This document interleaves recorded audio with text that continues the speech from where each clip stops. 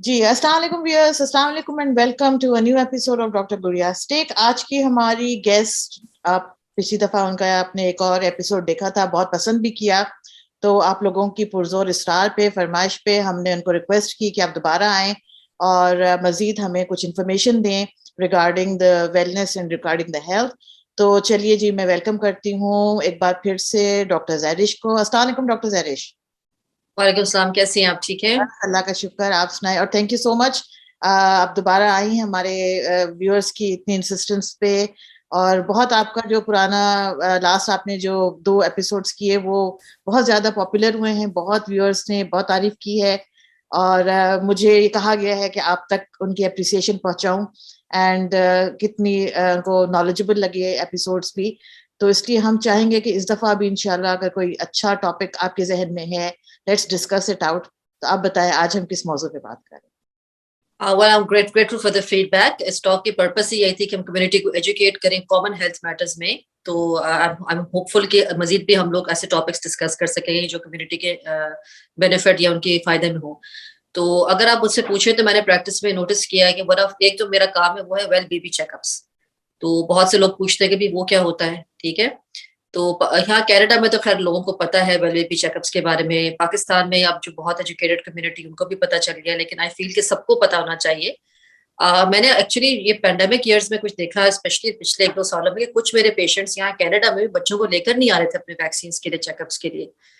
तो मैं कंसर्न थी कि इस कम्युनिटी में तो लोगों को पता होना चाहिए, लेकिन when I went back and saw तो लोग भूल जाते थे कि बच्चे ने चेकअप के लिए आना है। तो मैं उनके कहती थी सिर्फ वैक्सीनेशन नहीं इसके अंदर होता। Well baby checkup is something जिसमें हम बच्चे की पूरी वेल बींग देखते हैं, डेवलपमेंट देखते हैं। कुछ चीजें होती हैं जो टाइम पे पिक की जानी चाहिए ताकि सही टाइम पे स्पेशलिस्ट को भेजा जाए। तो फॉर एग्जाम्पल, जब कोई बच्चा पैदा होता है तो पहला चेकअप कब होना चाहिए? It should be between 3 to 5 days of delivery. कि वो बच्चा दुनिया में आ जाता है, पहला चेकअप हॉस्पिटल में होता है, उसके बाद डे 3 या डे 5 के बीच में फैमिली फिजिशियन कनाडा में या पीडियाट्रिशियन हो या पाकिस्तान में पीडियाट्रिशियन के पास आपको बच्चे को ले जाना चाहिए। अब उन 2 या शुरू के 3 या 5 दिनों में क्या होता है कि बच्चे को हमें वेट देखना होता है, मतलब कि ब्रेस्ट फीडिंग असेस करनी होती है कि बच्चा बॉटल फीड पर है, ब्रेस्ट फीड पर है, और उसकी जॉन्डस देखना होता है। ये सबसे इंपॉर्टेंट चीजें होती हैं जो कि नॉर्मल पब्लिक को पता होना चाहिए। डॉक्टर्स अगर बहुत और कुछ भी देख रहे होते हैं, लेकिन this is what you need to know. अच्छा, उसके बाद जब उस पे वेट असेसमेंट होती है कि बच्चा अमूमन पहले 10 दिन में वजन कम होता है बच्चे का, दिस इज नेचुरल, ठीक है। लेकिन वो डॉक्टर फिर नोट कर लेता है कि हाँ भी वजन कम हो रहा है। तो जब उसको लगता है कि वेट अगर कम हो रहा है तो वो इमीडिएटली 2 वीक्स के बाद या 1 वीक के बाद अकॉर्डिंगली फॉलोअप देगा, और मदर से ब्रेस्ट फीडिंग के इश्यूज पता करता है कि ब्रेस्ट फीडिंग में मुश्किल तो नहीं हो रही है तो क्या हो रही है, टॉप फीड देना पड़ रहा है, क्या हो रहा है। At the same time psycho socially भी देखता है कि घर में क्या माहौल है, मदर को सपोर्ट मिल रहा है कि नहीं मिल रहा। और साथ अगर हस्बैंड कोई फैमिली मेंबर होता है तो उसकी काउंसलिंग भी की जाती है विजिट्स के दौरान। सेकंड विजिट टिपिकली 2 वीक्स पे होता है, थर्ड विजिट 4 वीक्स पे होता है। जो 2 and 4 वीक्स वाले विजिट्स होते हैं ये डॉक्टर के ऊपर डिपेंड करता है, बच्चे की ग्रोथ पे डिपेंड करता है स्केजुलिंग के लिए, ठीक है। हम्म। 4 वीक्स वाला भी ऑप्शनल है। 2 मंथ्स वाला विजिट, अब ये कनाडा की जो है ना, ये वो है कनाडा का स्केड्यूल। इस भी करते हैं 2 मंथ्स पे, 4 मंथ्स पे एंड देन 6 मंथ्स पे। तो उसी विजिट पे हम उनकी असेसमेंट कर रहे होते हैं, साथ उनका वेट गेन देखा जा रहा होता है, उनका हिप एग्जामिनेशन किया जा रहा होता है, लंग्स को सुनते हैं, हार्ट को सुनते हैं, आईज की चेकअप हो रहा होता है। इसमें बहुत इंपॉर्टेंट चीजें, हर्नियाज देखे जा रहे होते हैं बेबी बॉयज में। इनमें बहुत इंपॉर्टेंट चीजें हम लोग देखते हैं कि जो कि टाइमली अगर पिक कर दी जाए तो उनका फिर अच्छा ट्रीटमेंट हो सकता है। तो ये पेरेंट्स को पता होना चाहिए। हमारी कम्युनिटी में आमतौर पर उनको होता है कि वैक्सीन लगने, ठीक है। उस हिसाब से लोग कहते चलो ठीक है अभी नहीं लगा, अगले महीने लगा देंगे, लेकिन इट्स नॉट जस्ट दैट, इसमें बहुत चीजें होती हैं। तो पहले मैं यहाँ के स्केड्यूल के बारे में बात कर लेती हूँ, फिर पाकिस्तान के बारे में बात करेंगे। तो टिपिकल जो मैंने आपको बताया है 6 मंथ्स तक, उसके बाद नेक्स्ट विजिट 9 मंथ्स वाली ऑप्शनल होती है, 12 मंथ्स वाली जो है वो हमें डेफिनेटली करवानी पड़ती है। उसके बाद फिर हम आते हैं 15 मंथ्स का चेकअप होता है और वैक्सीन होता है, और फिर 18 मंथ्स पर होता है। उसके बाद लंबा गैप आ जाता है अप टू 4 to 5 years। अब इसमें इंपॉर्टेंट क्या होता है, जैसे 12 मंथ के चेकअप में बहुत इंपॉर्टेंट होता है बच्चे की चलने की एबिलिटी, बात करने की एबिलिटी। 18 मंथ्स का वैक्स जो विजिट है वो सबसे इंपॉर्टेंट इन द सेंस कि हम लोग उस वक्त ऑटिज्म को हम करते हैं, वी लुक इनटू ऑटिज्म। पहले ऑटिज्म की डायग्नोसिस जो थी वो लेटर ईयर्स में की जाती थी, एज 4 to 6 में, लेकिन अब हम लोग जल्दी पिक करने का हमें क्राइटेरिया मिला, इसको द निपिसिंग क्राइटेरिया, जिसके जो डॉक्टर्स असेस करते हैं कि बच्चे के डेवलपमेंट में, जिसपे बच्चे की स्पीच देखी जाती है, उसकी सोशल स्किल्स असेस किए जाते हैं। तो मैं पेरेंट्स को काउंसिल करना शुरू कर देती हूँ जब बच्चा 1 साल का विजिट पे आता है ना, कि देखिए please work work at these things, घर में बच्चे से बात करें, उसकी स्पीच होनी चाहिए, क्योंकि जब वो हमारे पास आएगा 15 months पे, या जब आएगा 1 साल के बच्चे को टिपिकली हम कहते हैं कि 5 वर्ड्स उसको बोलने आने चाहिए, बेशक क्लियर ना हो। जब तक वो बच्चा 18 महीने का होता है तो एटलीस्ट 20 वर्ड्स उसको आने चाहिए बोलने, they don't have to be clear. ठीक है, तो बाज बच्चों को मैं देखती हूँ कि parents have not been working at speech with them. ठीक है ना, व्हाट डज दैट मीन, इसका मतलब क्या है? मतलब ये है कि आप बेबी बुक्स लेके पढ़ें, उनके साथ बैठ के बातें करें, बाकायदा उनको सिखाएं वर्ड्स, ताकि जब वो डॉक्टर विजिट के पास जाएं और डॉक्टर्स असेस कर रहे हों तो फिर ये टेस्ट पास कर ले कि हाँ भी ये हो गया। बहुत से पेरेंट्स को नहीं पता होता हमारे माशरे में कि भी ये भी चीजें देखी जा रही होती हैं, लेकिन ये इम्पोर्टेंट होता है। तो मेरा अपना ख्याल है कि जो हेल्थ केयर सिस्टम हम लोग यहाँ फॉलो करें, तो जब मैंने अल्बर्टा में काम किया था तो वहां पर ये चेकअप्स पीडियाट्रिशियंस करते थे, जो वेल बेबी चेकअप्स थे अलॉन्ग विद क्या कहते हैं फैमिली फिजिशियंस। और वैक्सीनेशन उस वक्त उस प्रोविंस में वो वैक्सीनेशन क्लिनिक्स थी, उनकी जिम्मेदारी थी। यहाँ ऑन्टेरियो में ये सारा काम जो है पीडियाट्रिशियंस भी कर रहे होते हैं और फैमिली फिजिशियंस भी करते हैं। वैक्सीनेशंस के लिए अलग वैक्सीनेशन क्लिनिक्स नहीं है, डॉक्टर्स के पास ही हो रही होती है। ठीक है, तो ये चीज भी इम्पोर्टेंट है कि ये चीज जानना कि कनाडा के डिफरेंट प्रोविंसेस में हेल्थ केयर सिस्टम थोड़ा थोड़ा डिफरेंटली काम करता है। हर जगह एक होता है वैक्सीनेशन कार्ड। मैं अक्सर देखती हूँ कि वैक्सीनेशन कार्ड भी पेरेंट्स के पास या तो होता नहीं है, या हो चुका होता है, या प्रॉपरली फिल्ड नहीं होता। तो ये भी मुझे लगता है कि मुझे पेशेंट को एजुकेट करना पड़ेगा, पेरेंट को, कि इसकी थोड़ी सी आप ओननेस रखें कि हाँ भी मैंने वैक्सीन लगाने के बाद, बेशक रिस्पॉन्सिबिलिटी है डॉक्टर की या नर्स की जो भी लगा रहा है, लेकिन उसको फिल रखना सही तरीके से, ये पेरेंट को मैं कहती हूँ आप रिस्पॉन्सिबिलिटी लें, क्योंकि at the end of the day बच्चा तो आपका है। बाज दफा बच्चा कहाँ पैदा हुआ, किसके पास वैक्सीनेशन हुई, फिर फैमिली मूव हो गई, एनीथिंग कैन हैपन, कुछ भी बीच में होता रहता है, तो वैक्सीन कार्ड जो है इधर उधर हो जाते हैं। लेकिन जब वो बच्चा यहाँ पर स्कूल में जाता है तो public health care system demand करती है कि भी बच्चे का वैक्सीन कार्ड सामने आए। तो मैं देखती हूँ कि मेरे पास पेशेंट्स मॉन्ट्रियल से मूव हुए, कुछ सस्कैचुअन से, आपको कहीं से वैक्सीन कार्ड नहीं पता, फिर मैं पीछे पीछे फिर के वहां से रिकॉर्ड्स मंगवा रही वहां से। तो मैं कहती है अगर ये पेरेंट ही ओनरशिप ले ले कि मैंने वैक्सीन कार्ड अपने पास रखना है हर जगह हर हाल में, इट बी सो, ठीक है ना, आसानी होगी कि हाँ पे वैक्सीन आपके बच्चे के पूरे हुए हैं। फिर कुछ चीजें मुझे एजुकेट करनी है। अब गोइंग बैक होम, अगर पाकिस्तान में जाऊं तो मुझे लगता है कि वहां पर शायद ये सारे काम, अगेन वहां तो ज्यादा रिस्पॉन्सिबिलिटी पेरेंट पे आ जाती है। ठीक है ना, जब हमारे बच्चे पैदा होते हमें तो कोई नहीं बताता कि आपने इतने मंथ्स में पीडियाट्रिशियन को दिखाना है, इतने वीक्स पे दिखाना है। आई डोंट रिमेम्बर कि मेरे बच्चे पैदा हुए थे तो मुझे किसी ने कहा था कि भी आपने इस तरह से करना, आई डोंट रिमेम्बर दैट। मुझे याद पड़ता है कि वैक्सीन के लिए हम अलग जगह जाते थे, वैक्सीन क्लिनिक होती थी, वहाँ वैक्सीन लगते थे, और वेल बेबी चेक का कोई कॉन्सेप्ट नहीं था। तो यहाँ पर ऐसा लगा कि हर चीज इंटीग्रेटेड है। तो इससे मैं चाहती हूँ कि पेशेंट्स को, पेरेंट्स को पाकिस्तान में पता होना चाहिए कि मैं जिस वक्त बच्चे का वैक्सीन ड्यू है साथ ही पीडियाट्रिशियन का भी अपॉइंटमेंट बुक करा लें, क्योंकि पाकिस्तान में it's like at birth and then at 6 weeks and then going 4 weeks interval से हो रहे होते हैं ना। तो अगर वो उस इंटरवल्स के साथ साथ वैक्सीन कार्ड मिल जाता है, उस पर फिर पेरेंट्स को वैक्सीन का फिर पता होता है, लेकिन ये नहीं पता होता कुछ और भी चीजें होती हैं तो बताता भी नहीं, क्योंकि we don't have a setup जैसे यहाँ पर है। वो पेरेंट्स बच्चे की एक तो डे 3 या डे 5 पे चेकअप कराए पीडियाट्रिशियन के पास ले जाके, उसके बाद उसे पूछ ले डॉक्टर से कि मुझे दोबारा कब आना है, 2 वीक्स पे लेकर आना है, 4 वीक्स पे लेकर आना है, जैसे वो डॉक्टर गाइड करेगा उस हिसाब से आप जाएं। और डेफिनेटली अगर आपको कुछ नहीं समझ में आ रहा तो जब वैक्सीन का टाइम आता है तो उस वक्त आप जरूर अलग से पीडियाट्रिशियन के भी अपॉइंटमेंट ले लें और कह दें कि हमें बच्चे को चेकअप करवाना है। सही है। और एक चीज मैंने महसूस की थी जो लोगों को नहीं पता होती है अमूमन, वो ये है कि डिफरेंट कंट्रीज की डिफरेंट वैक्सीनेशन प्रोग्राम्स होते हैं।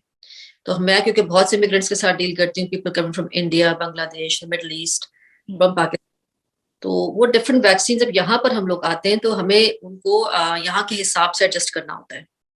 तो वहां भी बार रेजिस्टेंस फेस की जा रही होती है कि ये क्यों लगाया जा रहा है, या ये मेरे बच्चे को लग गया था दोबारा क्यों लग रहा है। तो वहां एजुकेशन इंपॉर्टेंट है कि ये प्रिवेंटिव वैक्सीन हैं, तो हर कंट्री में डिफरेंट किस्म के बैक्टीरिया वायरसेस होते हैं, hence they are different types of vaccines, मतलब डिफरेंट वैक्सीन दिए जाते हैं उस कंट्री की बीमारियों को कोप करने के लिए। फिर इंटरवल की बात आ जाती है, टाइमिंग की बात आ जाती है। फॉर एग्जांपल हमारे पाकिस्तान में measles mumps rubella MMR vaccine है जो लगता है 9 मंथ्स में, शायद यहाँ पर 1 ईयर पे लगता है। ठीक है, तो जब हम देखते हैं कि टाइमिंग इंटरवल इस बच्चे का उस वक्त लगा हुआ है तो हम कहते हैं कि इसको अभी दोबारा लगाना पड़ जाएगा। तो फिर पेरेंट्स से थोड़ी आर्ग्यूमेंट होती है कि भी दोबारा क्यों लग रहा है। तो वहाँ का जो पब्लिक हेल्थ है they very strict about this, कि अगर आपका वैक्सीनेशन टाइम 1 ईयर है तो 1 ईयर पे ही लगना, और 1 दिन पहले भी लगा होगा तो वो एक्सेप्ट नहीं करेंगे। This is the way it is, right? Similarly patients बाद में ट्रेवल करते हैं कि छुट्टियों में पाकिस्तान जा रहे हैं बच्चे को लेकर, आप जल्दी वैक्सीन लगा लें, 2 दिन बाद सफर है, आज लगा दें, वो भी नहीं हो सकता, क्योंकि अगेन जो पब्लिक हेल्थ वाले हैं वो बहुत पर्टिकुलर है हमारे वैक्सीन स्केड्यूल पे कि नहीं आपने उसी टाइम पे लगाना है। अगर आप किसी वजह से पहले लगा के चले जाएंगे तो वो it will not be counted as vaccination, और बच्चे को रीवैक्सीनेट करना पड़ेगा। तो इतना डॉक्टर ज्यादा एक मेरा सवाल यहाँ से है कि फर्ज करें जैसे आपने कहा इमिग्रेशन एंड ऑल दैट, हाँ पाकिस्तान में MMR लगता है 9 months पे फॉर श्योर, वहां से कोई फैमिली आती है यहाँ पे, तो is it safe to re-administer the same vaccine at 1 year when it has already been given at 9 months? तो मतलब क्या है इसका कोई प्रोटोकॉल, इसका नुकसान है, कोई बूस्टर की तरह उसको कंसिडर किया जाएगा, क्या होगा? तो कोई नुकसान नहीं होता, इट्स जस्ट अ बूस्टर, ठीक है ना, हम बताते हैं इसमें कोई नुकसान नहीं है, not to worry about, it's only a booster. जैसे मैंने कहा कि क्योंकि यहाँ की कंट्री मैंडेट करती है कि 1 साल के बच्चे को लगा तो फिर 1 साल पे लगाना जरूरी है, वरना उसको डेकर भी नहीं एक्सेप्ट करेगा, स्कूलिंग भी नहीं करेगी, लेकिन उसमें कोई नुकसान नहीं होता है, उसमें कोई नुकसान नहीं है। हाँ, अब यही बात मैं क्लियर करना चाह रही थी कि अगर ऑलरेडी लग चुका है और यहाँ कंपलसरी है कि 1 साल पे लगाना है, तो लगाने में कोई नुकसान नहीं है। नहीं। अच्छा, एक और चीज जो मैं चाह रही थी कि जिसपे आप इलेबोरेट करें, which is like the physiological jaundice, जो हम आपने कहा 3rd डे पे जो हम लेकर आए बच्चे को और देखें, तो अगर उसके बारे में आप बताएं कि 3rd डे पे लाइक जो जॉन्डिस कितना जरूरी है चेक करना, और अगर हम उसको टाइमली कैच नहीं कर सकते या नहीं करते तो उसके क्या डेंजर्स हो सकते हैं? हाँ, ये अच्छा पॉइंट आपने रेस किया, क्योंकि मेरे पास जब बच्चे आते हैं डे 3 पे और मुझे जॉन्डिस लगता है, और मेरा तो फिर होता है कि फौरन हॉस्पिटल जाओ चेक करने के लिए, तो मदर भी टायर्ड होती है, भी बेबी होके हटा होता है, इतना हेक्टिक उनके लिए रहा होता है this whole the birth delivery और घर जाना, तो वो उनको ये चीज बताना पड़ता है कि इम्पोर्टेंट क्यों है। जॉन्डिस अगर हम टाइम पे नहीं डिटेक्ट करते, एक तो ये बात समझनी है कि most of the time jaundice normal होता है बच्चों में, तो परेशानी की बात नहीं होती है, लेकिन डॉक्टर्स एक खास लेवल पे कहेंगे कि हाँ भी इसमें परेशानी की बात है, और वो किस तरह होता है, एक तो फिजिकल चेकअप के थ्रू और दूसरा ब्लड टेस्ट के थ्रू, ठीक है। तो किसी किसी बच्चे के लिए ब्लड टेस्ट के लिए रिक्वेस्ट की जाएगी कि फौरन जाए। फौरन जाना इसलिए जरूरी है कि वो जो ब्लड में जो उसका होता है केमिकल, वो काफी डेंजरस होता है न्यूबॉर्न बेबी के लिए, वो ब्रेन्स में चला जाता है, आईज में चला जाता है, इफेक्ट करता है, वो जो इफेक्ट करता है वो फिर बहुत डेंजरस होता है कि बच्चे की जान भी जा सकती है, आईसाइट जा सकती है, तो मतलब बहुत ज्यादा उसका नुकसान हो सकता है कि अगर आप उसे फौरन ना लेके जाओ, आप सोचो कि नहीं भी घर चले जाते सुबह चले जाएंगे, इमरजेंसी भी क्या जरूरत है, कुछ भी हो सकता है, तो वो बिल्कुल बच्चे के तो 1 घंटे की बात होती है, तो वो उस वक्त जाना बहुत इंपॉर्टेंट होता है, इसलिए वो फर्स्ट 3 डेज की विजिट बहुत इंपॉर्टेंट है इन शॉर्ट, ठीक है ना। उसके बाद जॉन्डिस बाद में भी परसिस्ट करता है, होता है, लेकिन वो जो बाद का होता है वो कभी कभी इतना डेंजरस नहीं भी होता, लेकिन जिस वक्त आपको डॉक्टर कहे कि आपको जाना है तो फिर जाके चेकअप करवाना है उसका। अच्छा, और ऐसी कौन सी चीजें बेबी के अंदर न्यूबॉर्न, क्योंकि ऑब्वियसली बहुत सारी मदर्स होती हैं जिनकी फर्स्ट टाइम बेबी होता है और उनको इतना आइडिया नहीं होता कि कब कौन सी सिचुएशन, बच्चा तो रोएगा, बच्चा मुंह से तो बता नहीं सकता, तो ऐसी कोई स्पेसिफिक सिचुएशंस होंगी जिसमें यू वुड रेकमेंड कि not to wait and just to bring, like कोई कोलिक होता है, कुछ होता है, कि फौरन डॉक्टर के पास लेके जाएं या इमरजेंसी में लेके जाएं? बहुत अच्छा वैलिड क्वेश्चन है। फर्स्ट टाइम मदर्स हमेशा एक बहुत अलग सिनेरियो होता है as compare to people who had babies, उनकी एंजाइटी लेवल भी ज्यादा होता है, बाज नॉलेज ही नहीं होती, तो यहाँ पर तो बहुत क्लियरली न्यू मदर्स को या हर मदर को एक वो इन राइटिंग दिया जाता है कि ये आपके रेड फ्लैग्स हैं, किस वक्त आपने हेल्थ केयर सिस्टम को अलर्ट करना है। तो उसमें फीवर के बारे में कहा जाता है अगर टेम्परेचर मोर देन 38 डिग्रीज हो तो फिर आपने डेफिनेटली बच्चे को इमरजेंसी लेकर आना है। 38 डिग्रीज विल बी फ़ारेनहाइट में कितना होगा? 100 100 ओके। तो सेल्फ ट्रीटमेंट में मना करते हैं ना कि न्यूबॉर्न को दवाई खुद कुछ नहीं देनी, आपने इमरजेंसी लेकर आना है। बच्चा अगर दूध पीना छोड़ दे, ठीक है, बच्चा सोता रहे और उठ ना रहा हो, तो ये सब है। फीडिंग का होता है कि एवरी 2 आवर्स बच्चे को फीड करवाना होता है, तो अगर बच्चा सो रहा है उसको उठा के फीड कराओ, नहीं करा तो then you have to bring to the emergency. फिर डायपर चेंज के बारे में बताते हैं कि डायपर्स हर फीड के बाद डायपर्स वेट होने चाहिए, ठीक है ना, अगर वो नहीं हो रहा इसका मतलब बच्चा डिहाइड्रेटेड है तो इमरजेंसी लेकर आए। तो इस किस्म के उन्होंने 4-5 पॉइंट बनाए हुए हैं।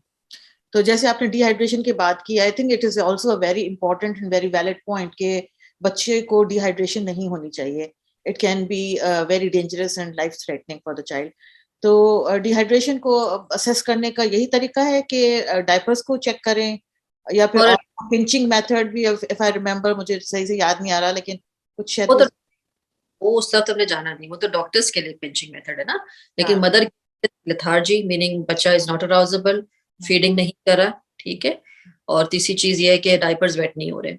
अब ये जो फीडिंग का मसला होता है ना, ये विजिट इसलिए भी इंपॉर्टेंट है ना, day 3 visit, day 5 visit, day 7 visit, जो भी हम कहते हैं, इसलिए भी इंपॉर्टेंट है कि हम ये सब कुछ पैसिवली असेस कर रहे होते हैं कि मदर को कहीं फर्स्ट टाइम मदर्स को ब्रेस्ट फीडिंग में बहुत मसला होता है। कॉमन बेबी लैच नहीं करा, वेरी कॉमन कंप्लेंट, ठीक है ना, बेबी लैच नहीं करा, मुझे कैसे पता चला इसका पेट भर गया है कि नहीं भर गया। तो उसमें ये होता है कि हम इसीलिए फ्रीक्वेंट विजिट्स उस मदर के लिए तो खास करके रखते हैं, वीकली विजिट्स ताकि वेट गेन देखें। हमारे पास भी और कोई तरीका नहीं गेज करने का और मदर को सेटिस्फाई करने का कि बेबी का वेट बढ़ रहा है, इसका मतलब है फीड इसको इनफ मिल रही है, राइट।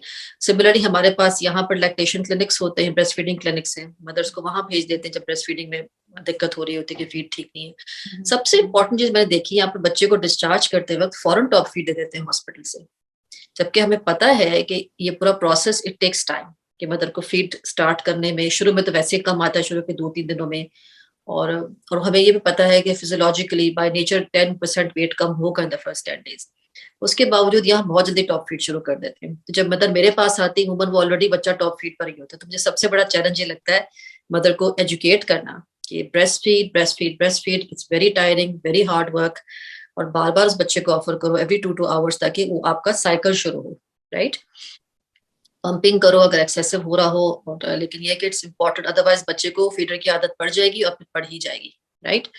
तो ये सब मुझे फिर बहुत एजुकेट करना पड़ता है even in this day and age. हालांकि आजकल मैंने देखा है कि बीच में रवाज खत्म हो गया था ब्रेस्ट फीडिंग का, I don't know if you relate to this, लेकिन a lot of mothers had stopped breastfeeding in few years ago। लेकिन अब आई एम नोटिसिंग कि a lot of the community is coming back to breastfeeding, कि लोग इसकी benefits को समझ रहे हैं and they want to do it. और हमने सुना है कि हम बताते भी हैं कि ब्रेस्ट फीडिंग के बेनिफिट्स क्या है। ऑब्वियसली बॉन्ड ज्यादा हो जाती है, बच्चे के अंदर स्पेशल एलर्जी से कोप करने के लिए वो बेहतर हो जाता है। हाँ, तो ब्रेस्ट फीडिंग के अपने जो हम कन्विंस करते हैं ना मदर को कि वाई, कि क्यों आपके लिए बेहतर है ब्रेस्ट फीड करना और बच्चे के लिए बेहतर है, तो फिर उस तरह से काफी यंग मदर्स रिस्पॉन्ड भी करती हैं। बॉन्डिंग, वो जो होता है ना स्किन कांटेक्ट की आजकल बहुत बात होती है, स्किन टू स्किन लगाने से, तो वो सब उसमें पार्ट उसमें होता है। तो और मैंने देखा है कि जो मदर्स ब्रेस्ट फीड करती है अपने बच्चे को, वो ज्यादा इन्वॉल्व होती है उनके केयर में। This is what I noticed, but that's something noticed, but I feel that's the way it is। इसका हरगिज ये मतलब नहीं कि जिस बच्चे को टॉप फीड देना पड़ जाए उनकी mothers are not good mothers, it doesn't mean that can be any reason why mother has to go into top feed, लेकिन it's just one of the benefits। अच्छा, ये एक चीज जो अभी आज मैंने सीखी, टू बी ऑनेस्ट मुझे भी नहीं ये बात पता थी कि फर्स्ट 10 डेज में बेबी का वेट ड्रॉप होता है। I had no clue about it.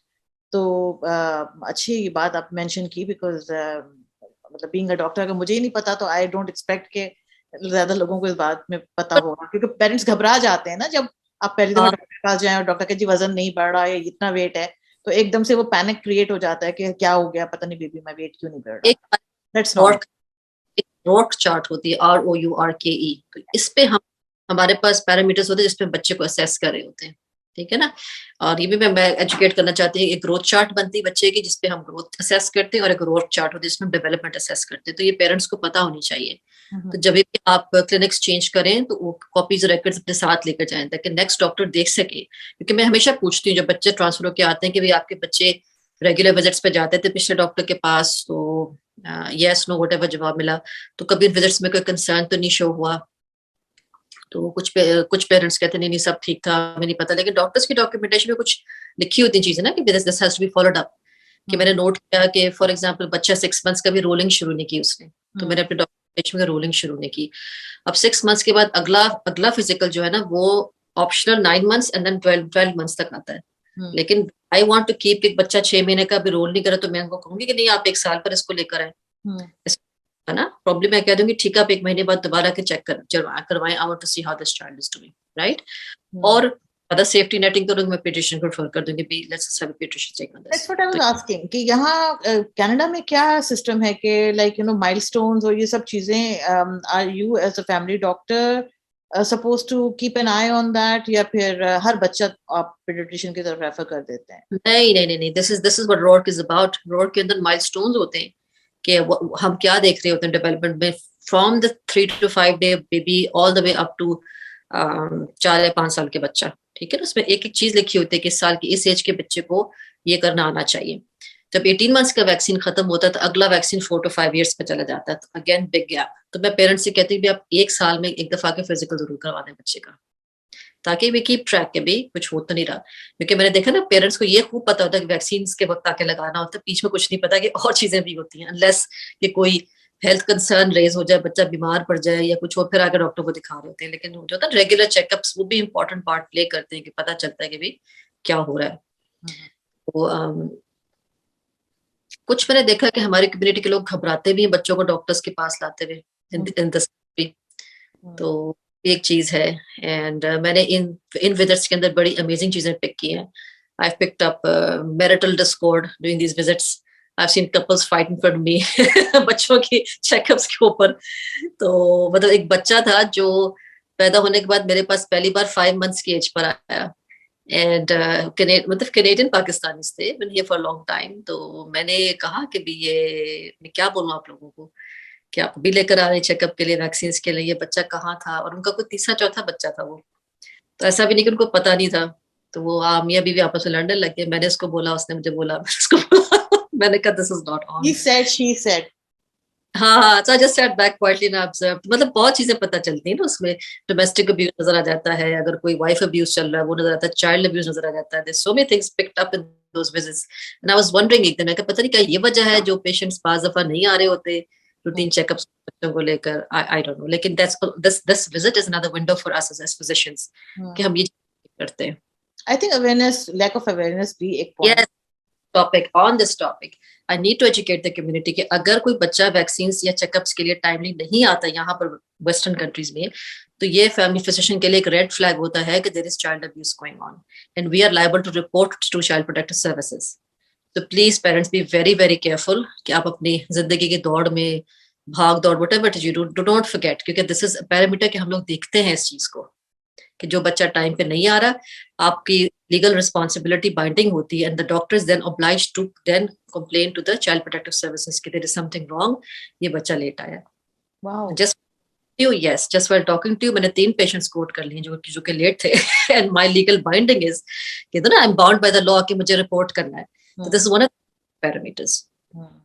ये अलग बात है देखे पे छोड़ दिया, देन आई केप्ट ट्रैक कि हम बच्चे अगली दफा सही टाइम पे आ गए, देखिए they turn up, let the को। लेकिन हर डॉक्टर पे इतना लीनियंट नहीं होता ना। अच्छा, ये भी बात मुझे पता नहीं थी। सिमिलरली बहुत अंडरवेट होता है अपने फिजिकल में, उसमें भी क्वेश्चन मार्क रेज होता है। बहुत चीजें होती हैं। अगर बच्चा गंदा लग रहा होता है, इज नॉट वेल ड्रेस्ड, साफ सुथरा नहीं, जब वो आता है in the clinic, again questions are raised. तो ये सब चाइल्ड अब्यूज के उसमें आ जाते हैं। सही। ये तो like before reporting, do you discuss it with the family or with the parents ke why is this happening, or you are just supposed to keep quiet and just report them quietly? It's a judgment call. It's a judgment and we are seeing a lot of things कि किस तरह आपने कब report करना है। मेरी तो approach ये होती है कि first I talk to the family, I try to get across to them, I try to communicate and if I find कि it was just forgotten because they travel out of the country, travel ban, वापस नहीं आ सकते, it could be anything, right. जैसे होता है ना एक वार्निंग देकर चलो इस दफा आप लेकर आए and then keep close watch के मैंने ठीक है नेक्स्ट अपॉइंटमेंट शेड्यूल कर दी, 4 हफ्ते बाद the child has to be in, ऐसे करके मैं देख लेती हूँ। तो the child is bought and healthy, happy, well fed, it's a call. बच्चा कमजोर लग रहा है, गंदे कपड़े पहने हुए, देन यू थिंक नेग्लेक्ट तो नहीं चल। That's why it's complex. I have reported before, I said, by the way, to Child Protective Services. I've done all that job, so I know okay how the system works. Okay. So that was a Caucasian child in Edmonton जहाँ पर वो हुआ था। तो लेकिन ये कि story क्या हुआ था बताओ? You want the story? Okay, let's let us know the story, how it's obviously without getting into the I saw the patient, 3 साल की बच्ची थी, she looked like a 1-year-old child. सही से खड़े भी नहीं हो सकती थी, बहुत दुबली पतली थी। She was brought in by her father. Mother used to work full time. Father was unemployed. और बच्ची को मैंने देखा तो बहुत 3 साल की बच्ची और 1 साल की लग रही थी। तो मुझे ना खटका देयर समथिंग रॉन्ग। और 3 साल के बच्चे तो भागते दौड़ रहे होते हैं, तो इससे तो खड़ा भी हो जाती थी, कमजोर थी। तो मैंने थोड़ी हिस्ट्री ली फादर से। मैंने वैक्सीन कार्ड मांगा, वो नहीं था उनके पास। मैंने हिस्ट्री पिछली मांगी, she was a new patient to me, तो मैंने पिछली हिस्ट्री मांगी कि भाई तो कहते हैं बच्चा हमेशा से अंडरवेट था और मैंने कहा तो पीडियाट्रिशियन नहीं है इस बच्ची का, because she was so much underweight. तो मैंने कहा ये इतना सब साइज के बच्चे का तो पीडियाट्रिशियन होना चाहिए था पीछे से। अमूमन फैमिली डॉक्टर्स के पास जो है ना इस तरह के बच्चे फिर नहीं आते ना, then already the system fit, Canada में ऐसे सिस्टम ऑलरेडी फिल्टर कर देता है कि हॉस्पिटल से कुछ बच्चों को डायरेक्टली पीडियाट्रिशियंस के पास भेज दिया जाता है, स्पेशली अंडरवेट बच्चे होते हैं, फिर उनकी फॉलोअप्स वहां चलते हैं, जब वो नॉर्मल उस पर आते हैं फिर फैमिली मेडिसिन में ट्रांसफर हो जाते हैं। तो ये कोई बच्चा था new, she was new to my practice. तो मैंने हिस्ट्री लेने की कोशिश की कि वैक्सीन रिकॉर्ड्स उसके पास नहीं थे, बच्चा अंडरवेट लग रहा था, सोशल सिचुएशन, माँ नहीं आई थी, बाप आ गया था। मैंने कहा चलो ठीक है, वन पेरेंट इज वर्किंग। तो मैंने उसको कहा कि मुझे वैक्सीन रिकॉर्ड्स आप ला के दिखाएं और मुझे पिछले डॉक्टर का नाम दे ताकि मैं रिकॉर्ड्स इस बच्चे की मंगवाऊं। I gave them room, I got room and space for the whole scenario. I trusted the story कि हाँ भी अंडरवेट बच्चा पैदा ही ऐसे शुरू से अंडरवेट ही चल रहा है। तो और प्लस मैंने कहा कि मुझे ना आप बस 2 वीक्स के बाद लाके इसके वैक्सीन कार्ड दिखा दिए, अपॉइंटमेंट दे दी 1 हफ्ते 10 दिन के बाद की। They never turned up, नहीं आए वो लोग। पिछले डॉक्टर का मैंने कहा था कि रिकॉर्ड्स मंगवाने हैं, तो मैंने उनसे कहा था कि फ्रंट डेस्क पे जाके आप पेपर साइन कर लें, उसने वो भी नहीं किया फादर ने। रेड फ्लैग्स दिमाग में आने लग गए, क्या इन्होंने बच्चे को दिखाया भी है किसी डॉक्टर को, वैक्सीन लगे भी हैं कि नहीं लगे, मुझे क्या पता कह रहा है। तो फिर मैंने घर कॉल किया तो वो फोन ही ना उठाए मेरा, कितना कोशिश किया मैंने किया, सेक्रेटरीज ने किया, there was no response on the follow up visit. That was all I needed to raise the red flags. मैंने चाइल्ड प्रोटेक्टिव सर्विसेज कॉल कर दी कि भी ऐसे हो गया। तो चाइल्ड प्रोटेक्टिव सर्विसेज ने मुझे कहा कि आप उनको एक दफा और कॉल करें, उनसे कहें बच्चे को सीधा इमरजेंसी लेकर जाएं अभी और इसी वक्त, ताकि उसका वेट असेस और पीडियाट्रिशियन उसको देखे अर्जेंट, और अगर वो नहीं रिस्पॉन्ड करते तो हमें बताएं। तो आई डिड दैट। उस फोन कॉल पे उसके फादर ने उठा लिया। तो जब उसने उठाया तो मैंने कहा you have to take this child in urgently to the emergency, क्योंकि ये अंडरवेट बच्चा है और अर्जेंट पीडियाट्रिशियन को शो करना है।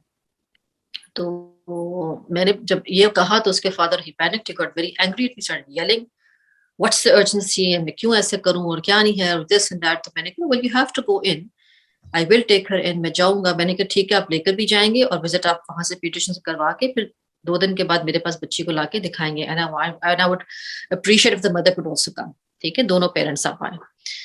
तो वो बहरहाल फिर मेरे कहने पे ले गए बच्ची को पीडियाट्रिशियन हॉस्पिटल में, उसकी असेसमेंट हुई, रिपोर्ट बनी जो भी बननी थी, और मुझे रिपोर्ट भेजी की। फिर 2 दिन के बाद वो कपल बहुत नाराज थे, आ तो गए थे मेरे पास, they were very angry and they left my clinic afterwards. They didn't continue practice, they didn't continue with me.